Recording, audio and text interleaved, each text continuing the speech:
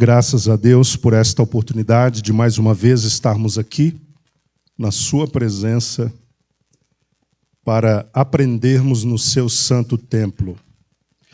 Nós estamos estudando a carta de Paulo aos Gálatas e hoje nós vamos estudar o capítulo de número 2. Gálatas, capítulo de número 2.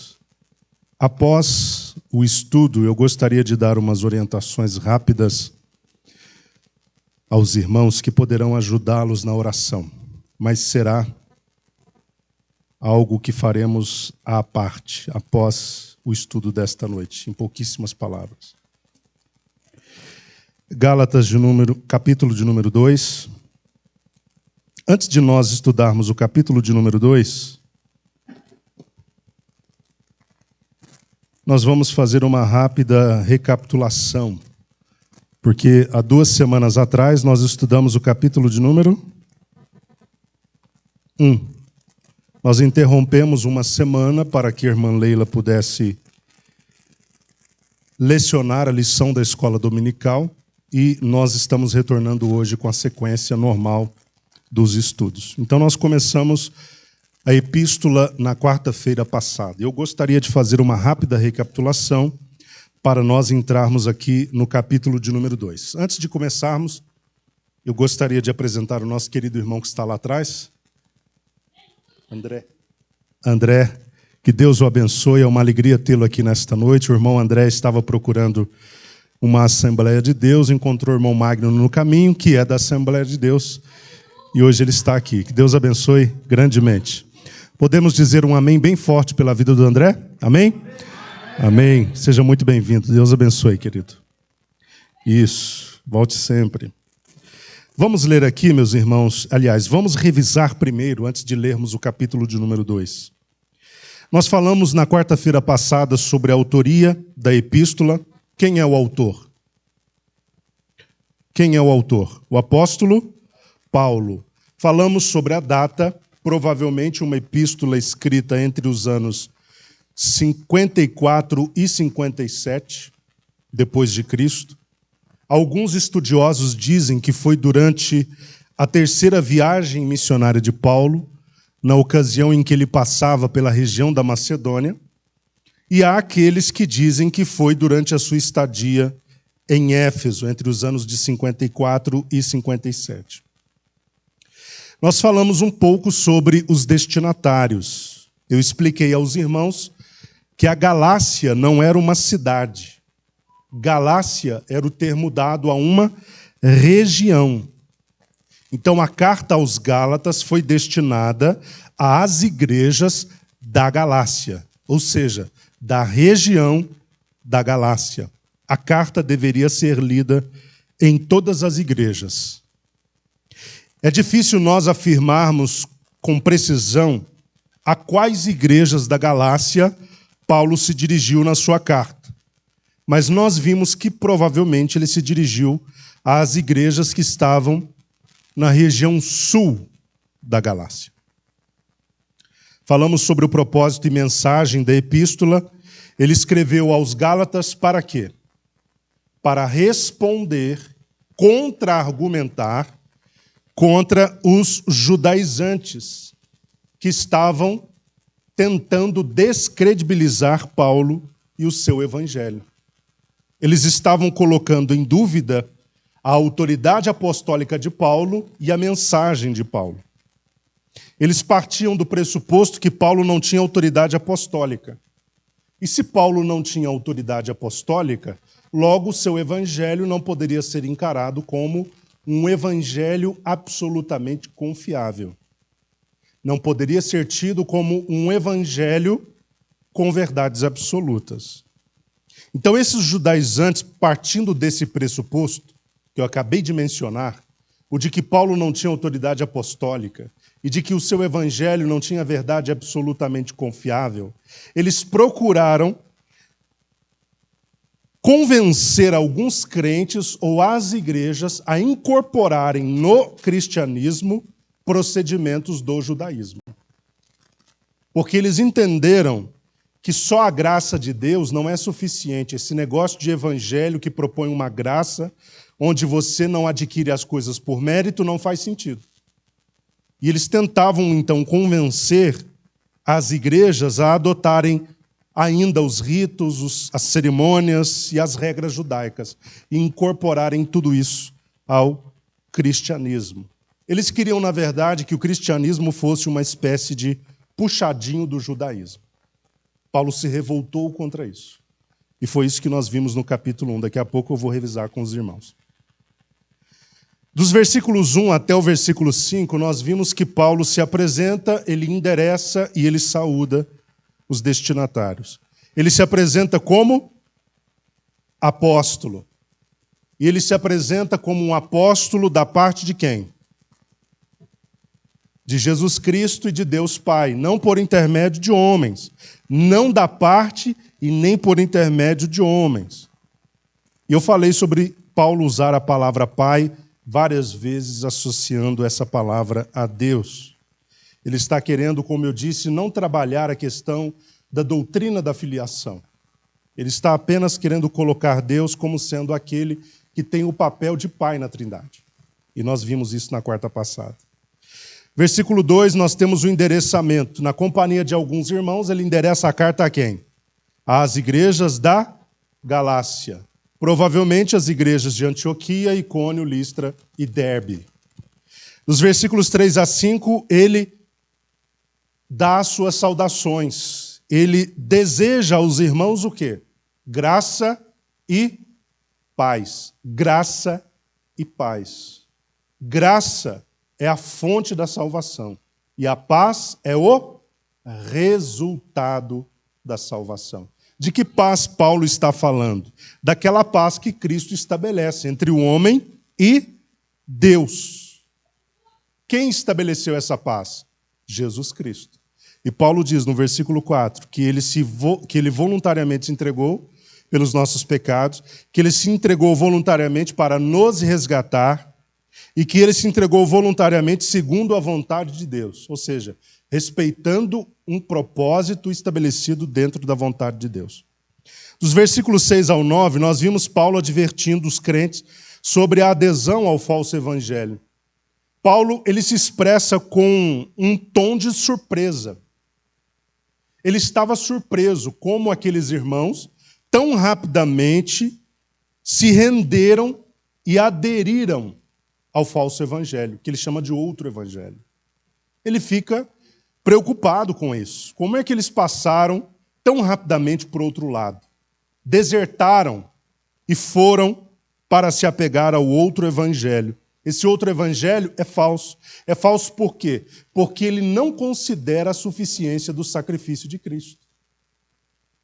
Se os judeus ou os judaizantes estão insinuando que é necessário acrescentar os ritos, os procedimentos, as leis cerimoniais, os padrões judaicos ao cristianismo, eles estão, nas entrelinhas, afirmando que o sacrifício de Cristo não é suficiente. O homem não pode ser salvo só pela fé, a partir da graça. Ele precisa de méritos próprios, que vêm por meio das obras que pratica. Era isso que os judaizantes estavam declarando. Então havia uma negação da suficiência do sacrifício de Cristo. E por isso Paulo qualifica aquela mensagem dos judaizantes como sendo outro evangelho ou falso evangelho. Não era o verdadeiro evangelho. E aqueles irmãos estavam perigosamente aderindo a ele. Versículos 10 ao 24, Paulo apresentou a natureza do seu evangelho e o efeito desse evangelho sobre a sua própria vida. Paulo trouxe um evangelho que, na verdade, ele havia recebido de Deus. Ele trouxe um evangelho que, na verdade, veio da parte de Deus. Ele não procurava, através desse evangelho, alcançar glória pessoal. Não procurava a aprovação dos homens, mas sim a aprovação de Deus. E ele diz no versículo 10 que, se caso ele tivesse com aquele evangelho tentando alcançar a aprovação das pessoas, ele não poderia servir a Cristo. Então o compromisso dele não era em agradar as pessoas através do evangelho que ele pregava. Porque os judaizantes declaravam isso. Você está diminuindo os padrões de Deus para se tornar popular diante das pessoas, para se tornar aceito. Paulo diz, eu não tenho compromisso em agradar as pessoas.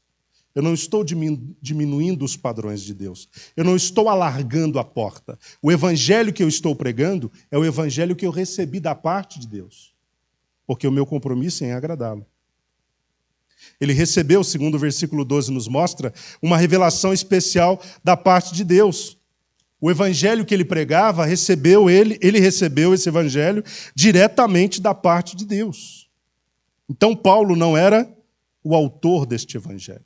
Era isso que ele estava querendo dizer.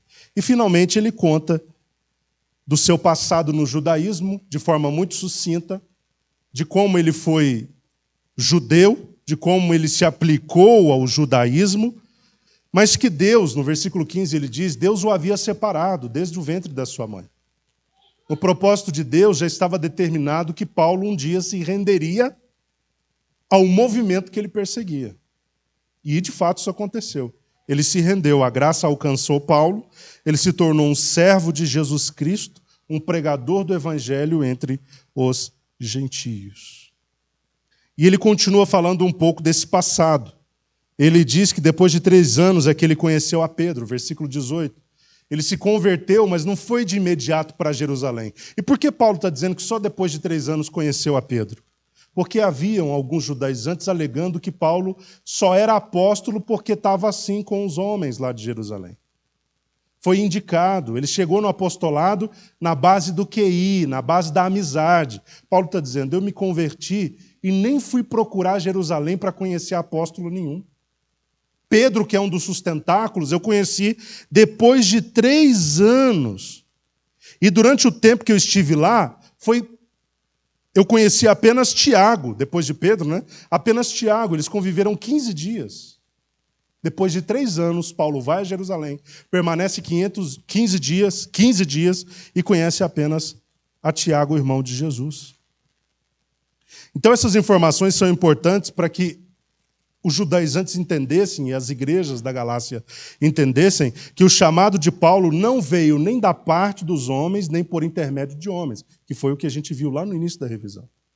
Não veio nem da parte dos homens, nem por intermédio de homens. Ou seja, não é porque ele era assim com os apóstolos de Jerusalém. Na verdade, ele nem os conheceu de imediato. Quem os separou, portanto, para o ministério apostólico foi o próprio Jesus Cristo. Versículo 20, ele diz que toda a narrativa dele sobre esses fatos do seu passado eram verdade. E de Jerusalém, quando ele sai de lá, ele vai para as regiões da Síria e Cilícia, versículo 21. E até o momento, versículo 22, ele diz que não era reconhecido ou conhecido pessoalmente pelas igrejas da Judéia.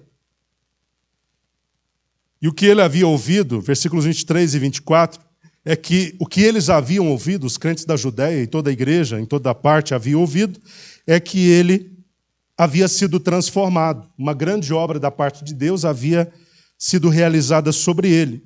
E o que os crentes fizeram quando souberam disso? Louvaram a Deus. Chegamos no capítulo 2. Alguma dúvida, irmãos? Não queria demorar na revisão, acabei demorando. Mas alguma dúvida? Só para posicioná-los, tá bom? Capítulo de número 2. Hoje nós vamos falar sobre a aprovação de Pedro, Tiago e João ao evangelho anunciado por Paulo e Paulo repreendendo a hipocrisia de Pedro. Essas 2 sessões nós temos aqui no capítulo 2. Vamos para a primeira sessão. A aprovação de Pedro, Tiago e João ao evangelho anunciado por Paulo. Versículos 1 a 10. Vamos ler esse texto todo e eu vou comentar na sequência. Passamos 14 anos, subi uma vez mais a Jerusalém, e nessa ocasião, em companhia de Barnabé e levando também Tito comigo. Rumei para lá por causa de uma revelação, e apresentei diante deles o evangelho que ensino entre os gentios, fazendo-o, no entanto, em particular aos que pareciam mais influentes, para que de algum modo não corresse ou não houvesse me esforçado inutilmente. Mas nem mesmo Tito, que estava em minha companhia, foi obrigado a circuncidar-se, muito embora fosse grego. Essa questão foi suscitada devido ao fato de alguns falsos irmãos judeus terem se infiltrado em nosso meio com o propósito de espionar a liberdade que temos em Cristo Jesus e nos reduzir à condição de escravos. Contudo, nem por um momento cedemos, ou nos submetemos a eles para que a verdade do Evangelho permanecesse convosco. E aqueles que pareciam ser influentes, ainda que tenham sido no passado, isso não faz diferença para mim, pois Deus não julga segundo as aparências humanas. Esses que pareciam ser muito importantes, nada me acrescentaram. Ao contrário, reconheceram que de mim havia sido, ou melhor, que a mim havia sido confiada a proclamação do Evangelho aos incircuncisos, assim como a Pedro aos circuncisos. Porquanto Deus, que operou por meio de Pedro como apóstolo aos judeus, da mesma forma, operou por meu intermédio para o apostolado aos gentios. E quando reconheceram a graça que me havia sido outorgada, Tiago, Pedro e João, respeitados como sustentáculos, estenderam a mão direita a mim e a Barnabé em sinal de comunhão fraternal. E concordantemente ficou estabelecido que nós buscaríamos os não-judeus e eles os circuncisos. E nos recomendaram apenas que não nos esquecêssemos dos pobres, o que também tenho me esforçado por fazer. Então, o que nós temos nessa primeira parte é a aprovação de Pedro, Tiago e João ao evangelho anunciado por Paulo. No versículo 1, nós lemos que depois de 14 anos da sua primeira ida a Jerusalém, depois de convertido, Paulo decidiu visitar a cidade novamente. Depois de quantos anos? 14 anos. E desta vez ele não vai sozinho, mas acompanhado de quem? Barnabé e Tito. Qual era o propósito de Paulo nesta visita? Ele queria expor aos mais influentes da igreja. E ele cita o nome dos mais influentes da igreja.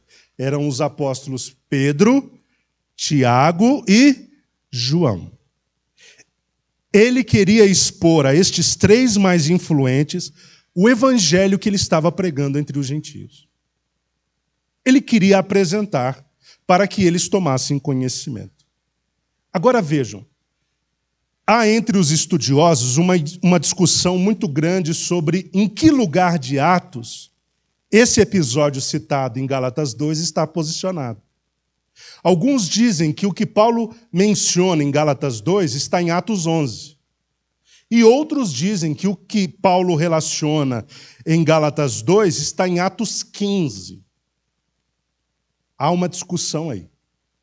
Mas o mais provável, com base nos indícios, é que o que Paulo relaciona, que aconteceu no capítulo 2, está, na verdade, posicionado em Atos 15, que é o capítulo onde nós temos a menção do Concílio de Jerusalém. Lucas fala sobre o Concílio de Jerusalém, onde os cabeças da igreja, os apóstolos, se reuniram para deliberar sobre alguns assuntos importantes que refletiriam sobre os gentios que estavam agora chegando à igreja.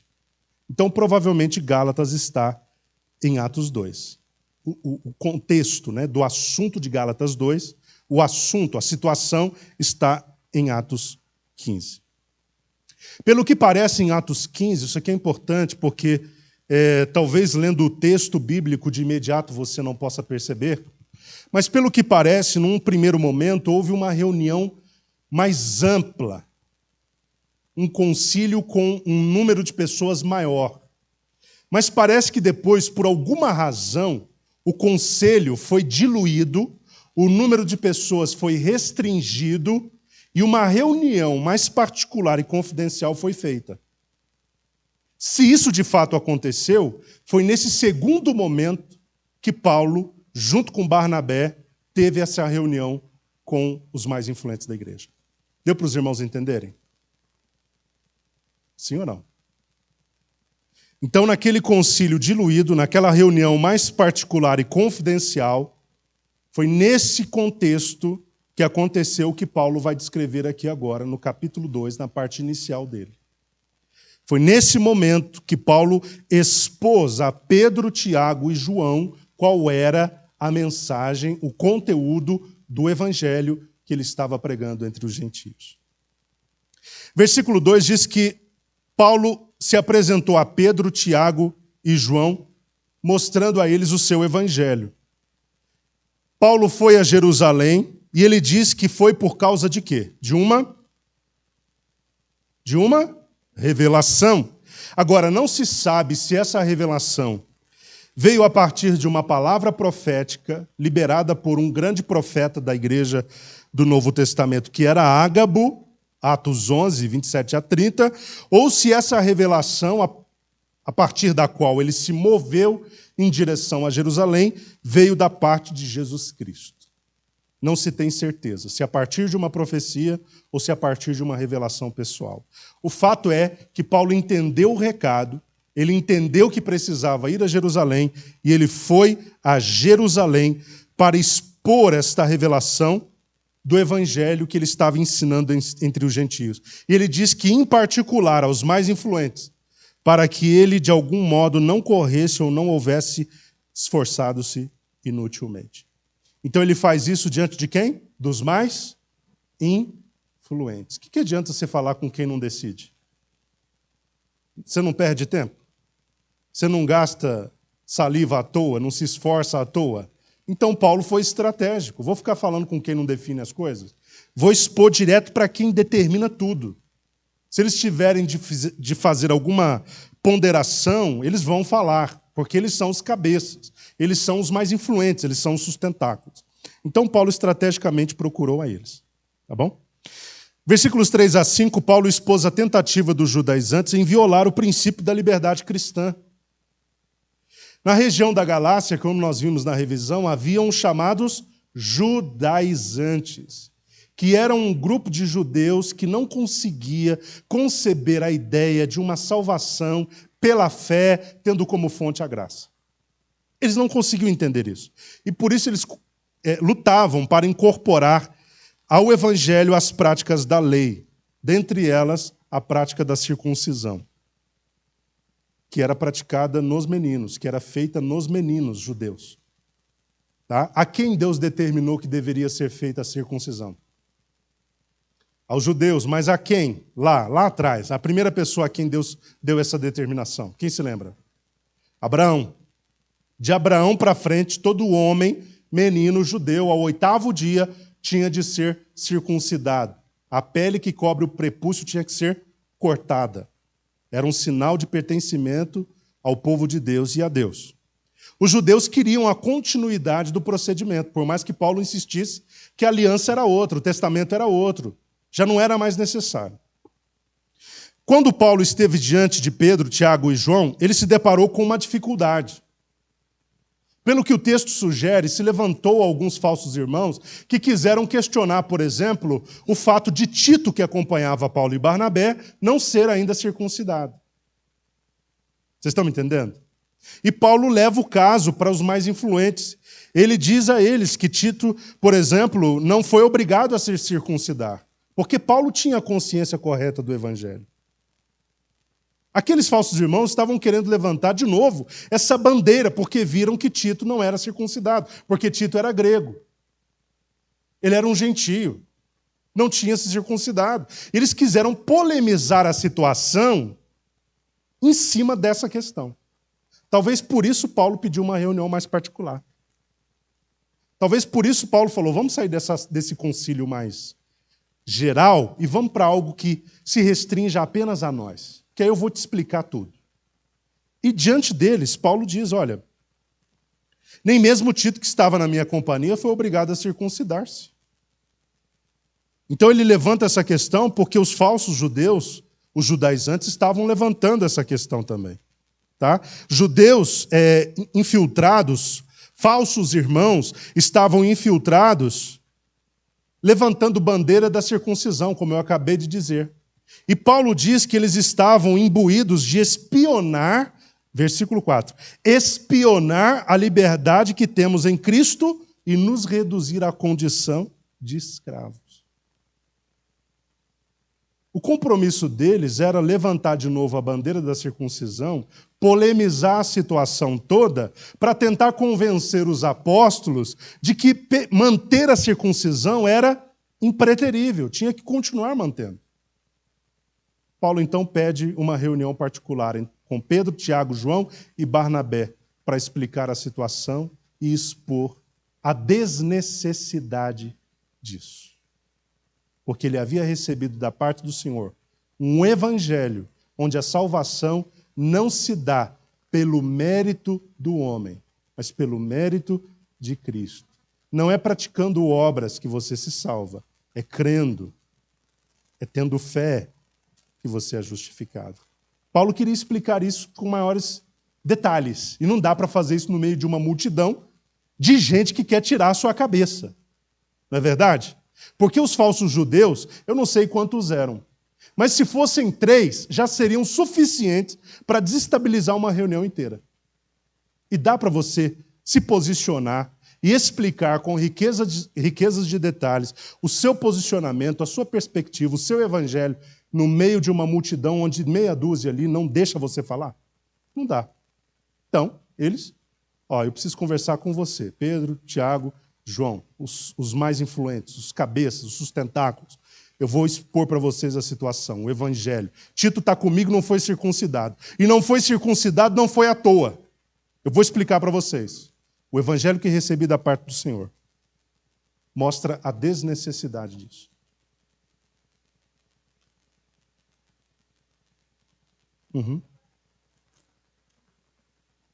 Tito era grego. Circuncidado. Sim.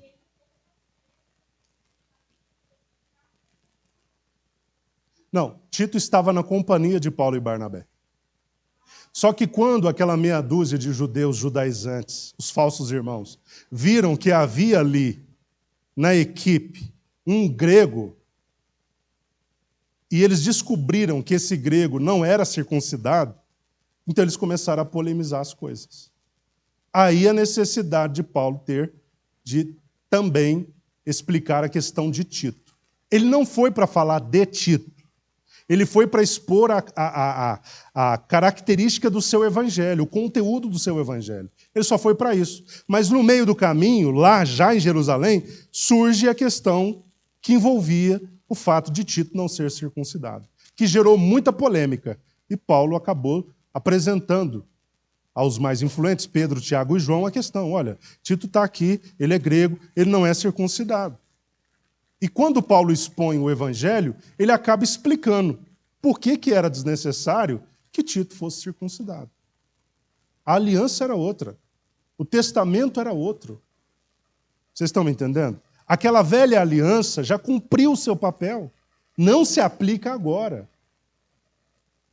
Os judaizantes não conseguiam entender isso por nada. E Paulo teve muitos problemas. Então, quando eles começaram a levantar essa questão da bandeira da circuncisão, de aplicar regras da lei de Moisés no evangelho, Paulo levantou-se para combatê-los com vigor e rigor. Porque isso se levantava contra a verdade do evangelho. O evangelho verdadeiro, ele apresentava uma liberdade. Uma liberdade para pecar? Não. Uma liberdade para não viver escravos de preceitos e regras e ritos e cerimônias.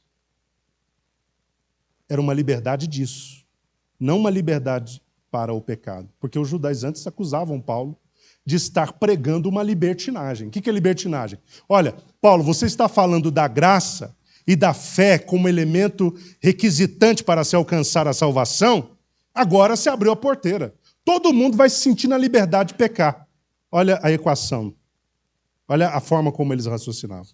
E era um equívoco, porque a graça não dá liberdade para pecar. Eu diria que na graça, na nova aliança, os requisitos são ainda mais exigentes do que na antiga aliança. Jesus, conversando com os fariseus e saduceus, lá no início de Mateus, o primeiro livro do Novo Testamento, o que ele disse a eles? Ouviram o que foi dito? Eu, porém, vos digo. Vocês ouviram o que foi dito aos antigos sobre a questão do adultério? Eu digo a vocês que qualquer homem que olhar de forma impura para uma mulher já cometeu adultério. Jesus elevou a régua ou abaixou a régua? Então pronto, irmãos. A graça não é um tempo de maior facilidade para o pecado, ou de maior conveniência para o pecado, ou de maior liberdade para o pecado. Pelo contrário, na graça nós teremos uma responsabilidade ainda maior, porque a mesma graça que é fonte da salvação é fonte para se vencer o pecado. Eu já falei sobre a graça. A maioria dos crentes não entendem o tamanho da graça. Eles acham que graça é Deus abriu a porta da salvação e apenas isso. A graça é só esse favor. Irmãos, a graça é muito mais do que isso. A graça é concessão de poder para se andar em vitória contra o pecado. O que os antigos na lei não tinham, que era a graça para vencer o pecado, nós na nova aliança temos a graça de Deus para vencermos o pecado. Nós temos esse plus. Vocês estão me entendendo? Isso é uma oportunidade extraordinária da gente glorificar de fato a Deus. Porque se eles antigamente não cumpriram a lei, porque não tinham uma graça para fortalecê-los na obediência, nós temos. É por isso que crente não pode dizer, irmão, pequei, a carne é fraca. Nós temos que deixar de ser sem vergonha. Nós pecamos porque nós queremos. Nós temos uma graça fortalecedora para que a gente não ande pecando. O que Paulo diz, andai no Espírito. E vocês não vão cumprir as concupiscências da carne. Por que Paulo recomenda andar no Espírito? É porque nós temos também essa face da graça. A graça que nos dá força para andarmos em vitória contra o pecado. Tem gente que procura, que lê aquele texto de Hebreus, melhor dizendo, né? Nos aproximemos com confiança junto ao trono da graça para sermos socorridos em tempo oportuno. Tem gente que olha para esse texto dizendo, é o que a gente tem que fazer depois que pecou. Pecamos, vamos junto ao trono da graça pedir socorro em tempo oportuno, pedir misericórdia a Deus. Essas pessoas estão entendendo errado esse texto. O contexto está falando de Jesus, que enquanto homem venceu tudo o que diz respeito à carne. Ele venceu todas as tentações, ele venceu o desejo pelo pecado, ele venceu o pecado. E aí o autor aos Hebreus diz, já que nós temos no céu um sumo sacerdote dessa qualidade, um Deus dessa qualidade, vamos nos achegar junto ao trono dele com confiança, porque se ele venceu, nos dará condições de vencer o pecado. É isso que o texto está dizendo. E a igreja precisa andar em vitória contra o pecado. Pastor Wilson pregou aqui no domingo sobre arrependimento. Irmãos, essa palavra tinha que ser pregada para o mundo inteiro, para toda a igreja. Porque tem crente que não entendeu, que precisa se arrepender dos seus pecados, da sua vida ímpia, do seu procedimento ímpio. A gente tem que ter vergonha do nosso pensamento, às vezes, do nosso comportamento, do nosso relacionamento, dos negócios que a gente faz. A gente tem que se arrepender dessas coisas e andar em vitória contra o pecado. Porque nós temos um Deus que nos dá vitória contra o pecado. Como é que Deus, na nova aliança, vai dizer que você tem de viver de modo digno ao Evangelho se Ele não te der uma capacitação para você viver dessa forma? Né? Se Ele te pede para ser santo e não te dá capacidade de ser santo, então alguma coisa aí está errada. E quando o crente não consegue andar em santidade, ele não consegue, porque não está acessando essa face da graça, que é a face que dá força para você dizer não ao pecado. Eu disse aqui no domingo, você está lá rolando o feed do Instagram, apareceu alguma coisa que não vai te fortalecer em Jesus, você diz, eu não quero e eu não vou. Muda, continua avançando. Apareceu outra coisa, eu não quero pecar e eu não vou pecar. Alguém te mandou um vídeo no WhatsApp, eu não quero pecar, eu não vou pecar. Você fecha, você apaga o WhatsApp, você bloqueia a pessoa, você sai do grupo, você faz alguma coisa.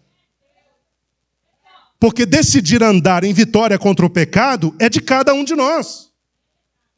O que não pode é a gente esperar Jesus com esse argumento. Senhor, eu ando tropeçando, levantando, caindo, tropeçando, levantando e caindo porque a carne é fraca. Fazer o quê? O Senhor me deixou nesse corpo de morte.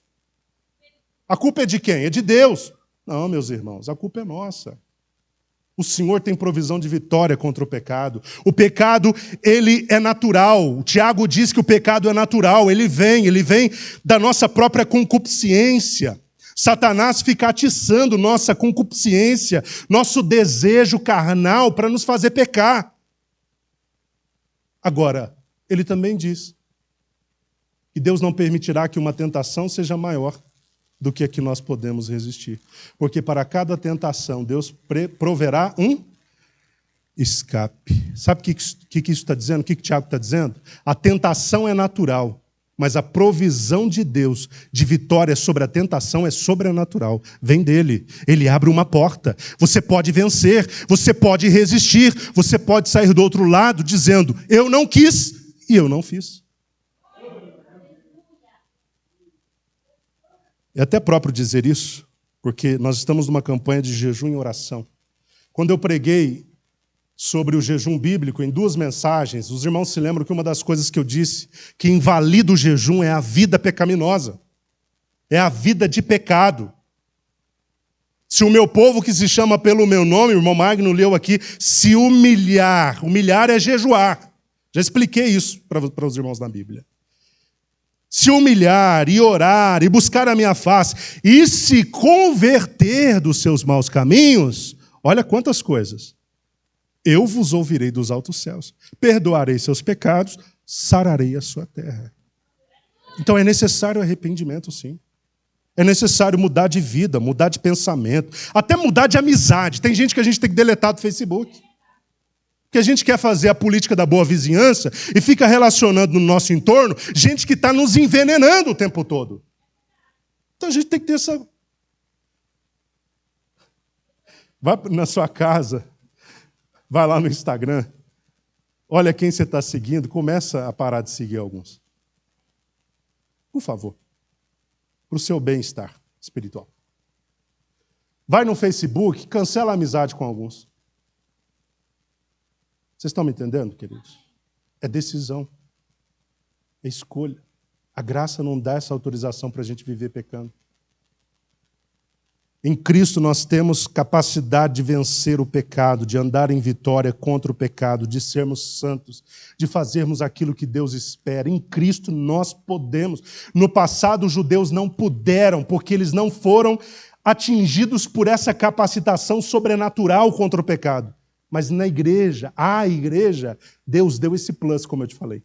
Essa face da graça, que nos alcança, nos dando fortaleza, fortalecimento contra o pecado. Vamos voltar aqui. Deus sabe por que eu dei essa direcionada aí, nesse assunto.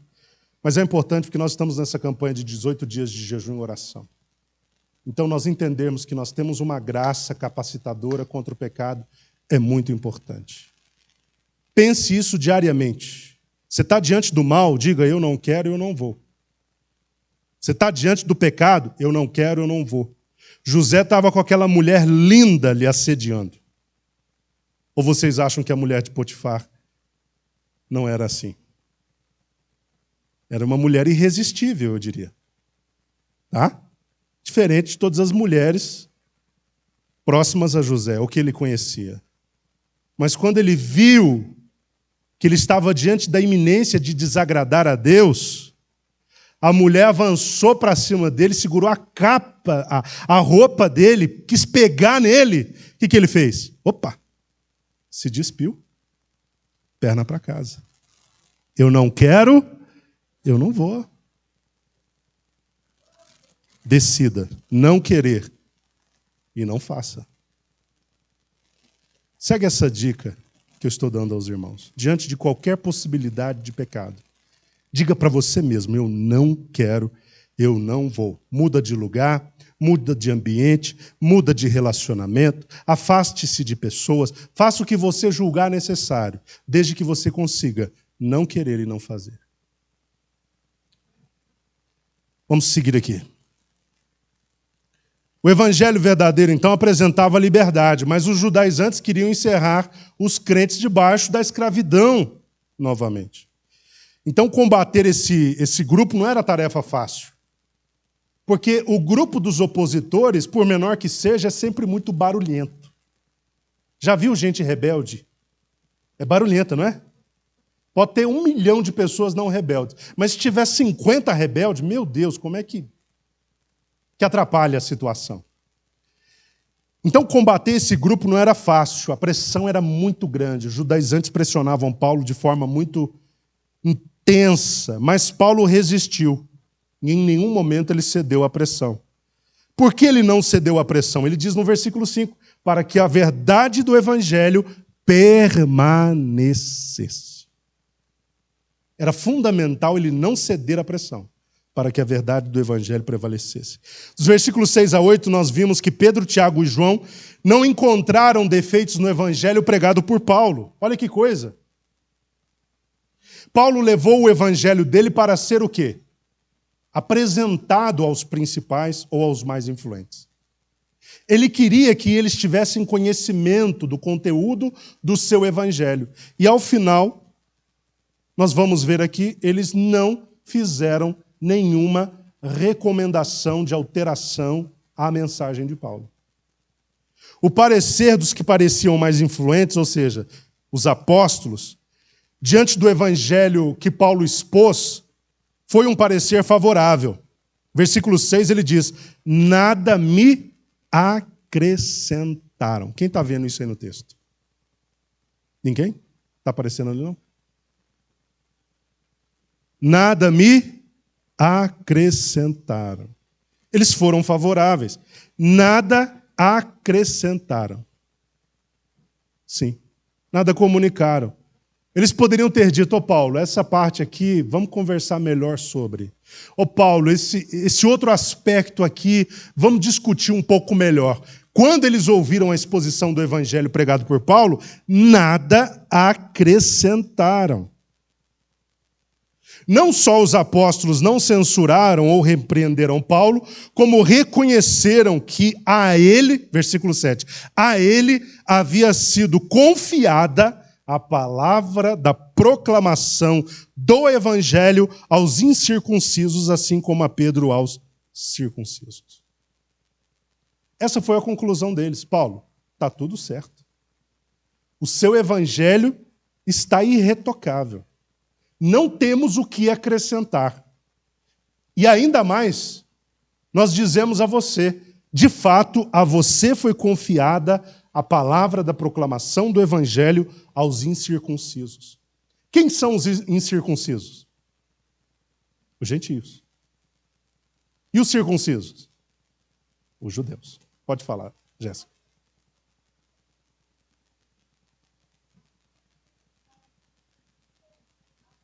Apóstolos?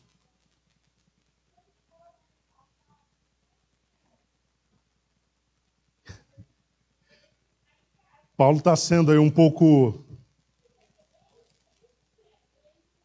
Sim, os apóstolos, eles. Não, os apóstolos. Paulo estava dizendo, eu não estou me importando com a questão de status, de posição, de histórico. Eu não estou me importando com isso. Tá? Ali é isso que ele está dizendo. Ele está dizendo aos mais influentes. Essa palavra dele é aos mais influentes. Que é Pedro, Tiago e João. Versículo 8, Deus tanto estava operando por meio de Pedro entre os judeus, como também através de Paulo entre os gentios. Olha o que o texto diz, nós lemos aqui. Porquanto Deus que operou por meio de Pedro, como apóstolo dos judeus, da mesma forma, operou por meu intermédio para o apostolado nos ou aos gentios. Vocês perceberam aí essa expressão da mesma forma? Por que Paulo faz questão de colocar desta forma? Da mesma forma. Assim como Deus estava usando Pedro aos gentios, estava usando Pedro aos judeus, estava usando Paulo aos gentios. Por que ele usa essa expressão da mesma forma? Para mostrar que não havia uma relação de inferioridade entre eles. Pedro não era maior do que Paulo, nem Paulo maior do que Pedro. Os dois eram apóstolos. Os dois foram chamados. Os dois tinham um ministério confiado por Jesus Cristo. A diferença era a que público? Pedro ao público judeu, Paulo ao público gentio. Então, tanto Pedro quanto Paulo operavam em posição de igualdade. Ambos foram chamados, ambos foram enviados e ambos estavam sendo usados poderosamente por Deus, só que a públicos diferentes. Versículos 9 e 10, Pedro, Tiago e João reconhecem o chamado de Paulo aos gentios. Os apóstolos reconheceram que havia uma graça outorgada a Paulo. Tá? Reconheceram a graça que havia sido outorgada a Paulo, e eles, como respeitados sustentáculos, essa é a expressão que nós temos no texto, respeitados sustentáculos da igreja, estenderam a mão direita em direção a Paulo por duas razões. É isso que nós temos aí. Eles reconheceram a graça. Reconheceram a graça que me havia sido outorgada. É Paulo falando. Eles reconheceram a graça que me havia sido outorgada. E depois disso, eles estenderam as mãos. Eles quem? Pedro, Tiago e João, os mais influentes, os apóstolos, os sustentáculos da igreja. Estenderam as mãos em direção a Paulo. Por duas razões, pelo menos, eles fizeram isso. Primeiro, em reconhecimento à graça que havia sido outorgada a Paulo, em reconhecimento à graça que ele havia recebido de Deus para anunciar o evangelho entre os gentios, quando eles estendem a mão direita, eles estão dizendo: nós concordamos que de fato há uma graça sobre você que te capacita a essa missão. E segundo, em sinal de endosso à divisão de trabalho entre eles. Porque ali eles acordaram que haveria uma divisão de trabalhos. Paulo, Barnabé, Pedro, Tiago e João. Ficou acordado que Paulo e Barnabé buscariam os gentios, que eram os incircuncisos. E Pedro, Tiago e João buscariam quem? Os circuncisos, que eram os judeus. No versículo 10, os apóstolos fazem uma única recomendação a Paulo, que não tem nada a ver com o conteúdo do seu evangelho. Qual é a recomendação? Que ele se lembrasse dos pobres. Lembrar dos pobres é ter cuidado com os pobres, assisti-los. E Paulo sempre fez isso. Ele inclusive diz, né? O que também tenho me esforçado para fazer. Então ele se dedicava ao cuidado dos pobres, também por recomendação dos apóstolos. E assim terminou aquela reunião confidencial, aquela reunião particular entre Paulo, Barnabé, Pedro, Tiago e João. Por que Paulo está falando desta reunião na Epístola aos Gálatas? Porque havia gente afirmando que o evangelho de Paulo não era confiável e que ele não tinha autoridade apostólica. E ele está citando o fato de que teve diante de Pedro, de Tiago e de João, os sustentáculos da igreja. A sua autoridade apostólica não foi questionada por eles, e nem o conteúdo do seu evangelho. Nada foi acrescentado. É por isso que Paulo está citando esse evento que aconteceu no passado. Olha, se eu estive diante deles, a minha autoridade não foi contestada, nem o conteúdo do meu evangelho foi contestado. Sequer eles tiveram algo a acrescentar. Como é que vocês estão duvidando do que eu estou falando? Como é que vocês podem dizer que o evangelho que eu estou pregando é um evangelho insuficiente? Então esse é o raciocínio. Versículos 11 a 21, Pedro vai ter ali um atrito com Paulo. Paulo vai ter um atrito com Pedro. Versículos 11 a 21, Paulo repreende a hipocrisia de Pedro. Paulo repreende a hipocrisia de Pedro. Eu vou deixar esse ponto para a próxima quarta-feira, porque nós vamos terminar o capítulo 2 e entrar no capítulo 3. Se eu começar agora, eu não vou conseguir terminar. Então, eu vou deixar esse trecho, versículo 11 ao 21 do capítulo 2, para a gente falar na próxima quarta-feira. Os irmãos verão que Paulo bate de frente com Pedro. Literalmente.